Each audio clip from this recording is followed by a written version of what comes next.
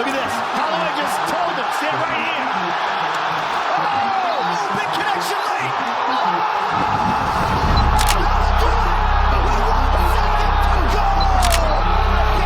Face first on the canvas. Holloway wins the BMF title. Oh my goodness.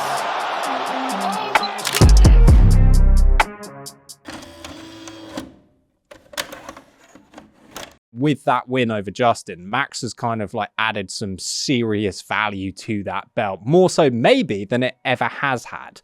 I think it's definitely gone up in stages, because when Jorge and Nate fought for it, it was kind of like this gimmick thing of these two gangster-like figures, Criminals. you know, who weren't title contenders, but they were always game and put on a fight, right? So that was like the base level. It was like, this is the cool factor. And then the next level was Justin and Poirier, two guys who have fought everyone and put on amazing shows. So then there's a bit more validity to it. The respect belt for the people that have been through the trenches and come out the other side winners.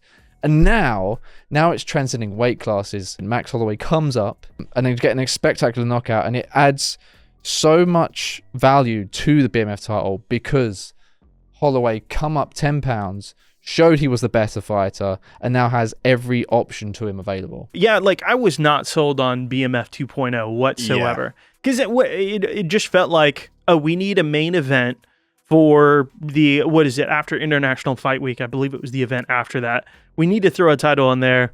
These guys, people seem to really like them. This isn't something they called for. I guess we own this now, so let's just go and throw it on there. And it just kind of felt like it was slapped together. The fans didn't call for it. The fighters didn't call for it. The UFC called for it. And we had a bunch of conversations about it. I mean, it felt like corporatizing something that was organic and like original. And I wasn't even sold on it through the booking of Holloway versus Gaethje. But when you do something like that, like legitimately a top 5 moment all time, like period, like you think of the best moments that have ever occurred in MMA, that is literally a top 5 level moment at minimum, like just so fucking incredible. And you watch that and you say, yeah, that epitomizes what a badass motherfucker is supposed to be. He was literally up winning by so far, and he just knocks the dude out in the craziest, wildest, riskiest, like so risky.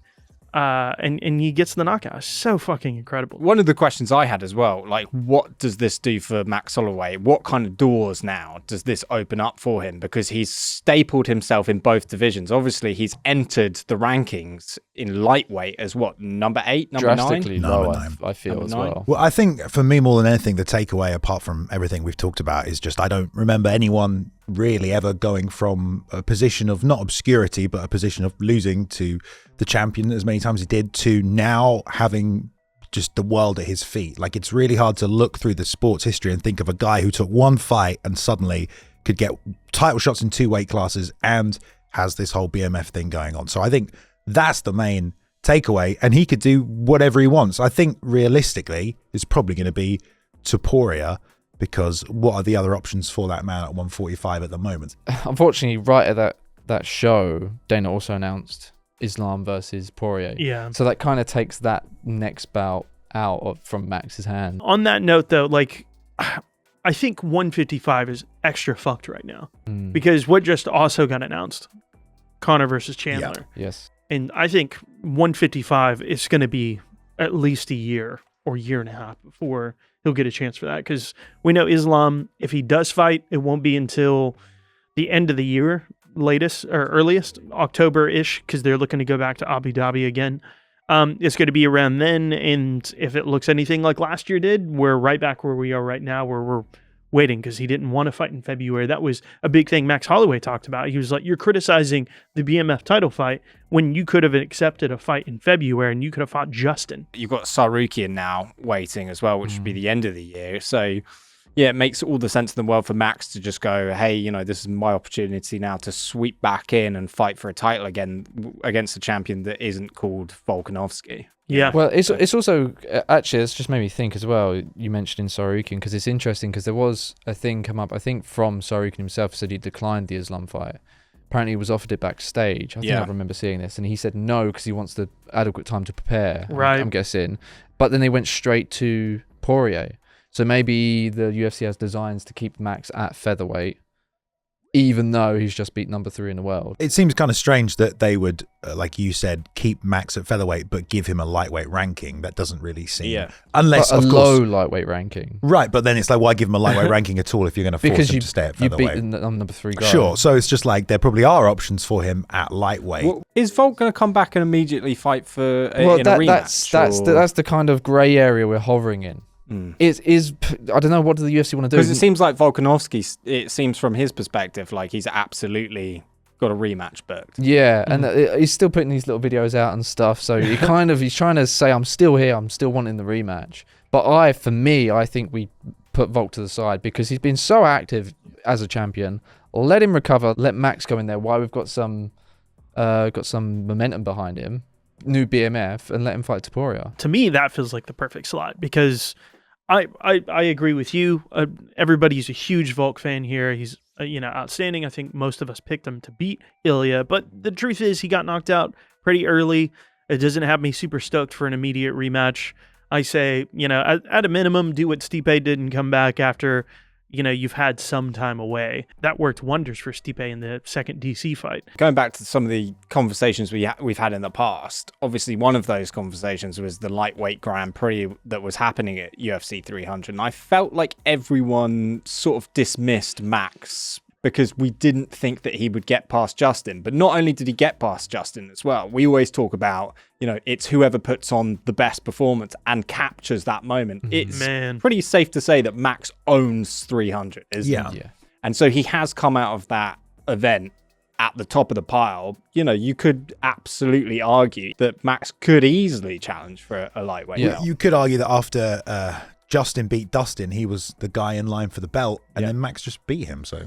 Yeah. I mean, it's crazy to think Poirier's got a shot off of Benoit Saint Denis. He was number 11? Yeah, number 12. It might have even been, Maybe that's the reward that he gets for taking a guy that's much below, below him on the rankings. Definitely is. When you have momentum like that, when you have that moment, like you said, it's like, how do you not want to just put all your eggs into one basket with that guy? And yeah, the fact that they went to Poirier over Max first, who... It's the guy that Poirier lost to, Max just destroyed in a crazy knockout. And it's like, why would you not go to Max? If they asked Max, do you reckon he would turn around for 302 against Islam? Yeah.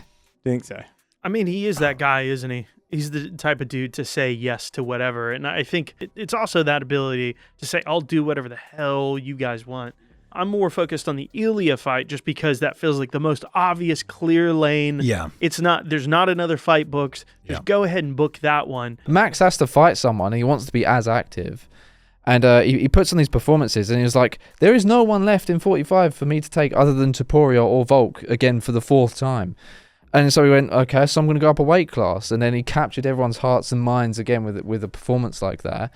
And he's made himself stand out more than Topuria at the moment because Topuria has gone on this massive victory lap, which he deserves because he did great things. But it's like, for me, I know this may be my TikTok addled brain, but it's like, I want to see Topuria come back now. I want to see little bits of him training again. I want to see him rearing up. He started trash talk and things like that. He was there at 300 to see the fight, but I want to see that start to culminate and come together. Well, when something like that happens as well, and it totally eclipses 2 divisions like that, and you're the champion of one of those divisions, surely you immediately go after that person and you go, right, that guy is not only a contender in my division, but he has a BMF title, and I could probably be making a shitload of money on a pay-per-view if I'm getting pay-per-view points as well. The supreme arrogance and confidence works when you're like, it's like, you think that was good? I say, okay, come against me. I'm going to show you what a real fight is. And then it's like,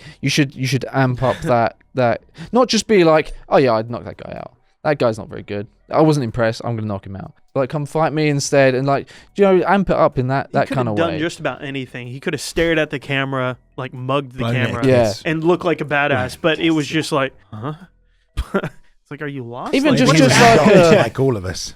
Do you know where you are? Like, did you drink too much before this? Dustin Poirier, what is this going to be? His 3rd official UFC title shot plus his interim title shots? Like, he's bordering on a guy who might have more title shots than anyone. I mean, Max has had a lot. Like the Uriah Faber of Faber, of lightweight. how many did he get? 3 UFC title shots? Yeah, it's just interesting that you usually think you only get one. Dustin Poirier, he's on number 3. You know? Well, I think Poirier could win this if he jumps that guillotine. Oh, yeah, that worked really well last time. Yeah, exactly. If you gave the fans the opportunity to like vote for who they wanted to see, that would be fun, wouldn't it? Oh man, yeah. You know, you had be Sarukian, comment you had week. Poirier and Max in that aftermath. Where do you think that title shot would have gone? Max. Yeah, Max for Exactly. sure, 100%. Like I know it feels like, I know it's like there's a lot of hyperbole in martial arts, and we get carried away with things when we see stuff like that. But it's like, I thought Max could do anything after he knocked Justin out. Yeah, it's like, it's just what we're crying out for. Is like that BMF shit, and it's just for it to go perfect, because we see a lot of people throw down in the last 10 seconds and it never comes out. Like Sean Strickland versus Strickers, that was the most lame ass fucking like little battle at the end. Someone posted Leon Edwards and Cowboy. Did you see that? And Cowboy's asking Yeah, Leon yeah, to throw Leon's down, and just like, Leon's no, just no, like, like, I'm winning, bro. No, it's like, Yeah, yeah, like, I'm good. no, I got right. the points, which is the smart, correct thing to do. Okay, here's another question then. You've got Sarukian, you've got Poirier, and you've got Max. But who do you think would win between those 3 against Islam? probably Sarukian, right? The only person I've got winning is Sarukian. Yeah. That's the only one, just because he has the matching skill set. He has the KO power on the feet, and we already saw them fight once, and it was incredibly close.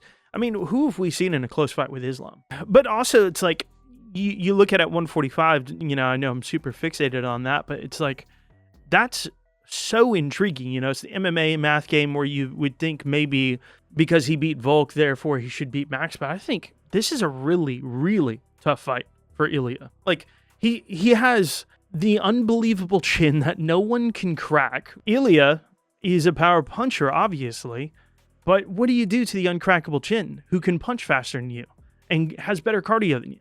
And you also can't get him down, which is Ilya's other massive strength, is submitting people, submitting Bryce Mitchell. I don't think a lot of people saw that coming, Yeah, it's like a stylistic matchup that Max can win, and that's why I feel like it's the best fight. Let's say they fight in the summer, let's say they fight in June, and then he could realistically fight for the lightweight title after that, because we know Abu Dhabi's coming, and I don't think that's what should happen personally. But yeah, you could absolutely sell the shit out of that. If he's the BMF/featherweight champion wanting to come up to 155, because yeah, I mean, we've already talked about this. He's cleared out 145 to such an extent. There's only a couple new guys. And Volk, like we said, I think it's a better thing for him to take a break. I mean, he's had 2 really rough knockout losses. All right, guys. Well, hope you enjoyed the podcast today. Obviously, we do a little cut down version for you blokes on YouTube. But if you want the full unedited versions, all you got to do is sign up to an MMA On Point channel membership. You can click the button down below. Link is in the description. Tons of stuff on there. Access to the writers' meetings, of course, unedited podcasts. You can watch the back catalogue. There's a lot of them, or you can just join and show some support. Well, there you go. Also, did you refer to all of our audience as blokes? Yeah, they are all blokes. They're probably all It's blokes. 99%, I Certified guarantee. blokes. 99%. Also, if you want to see the unedited version where we sing Bananas in Pajamas, the full theme, Yeah, it's only on the unedited it's version. right at the end though. You have to watch the whole Yeah. thing. It's right. Like now? Bananas in in pajamas, they're coming down the stairs.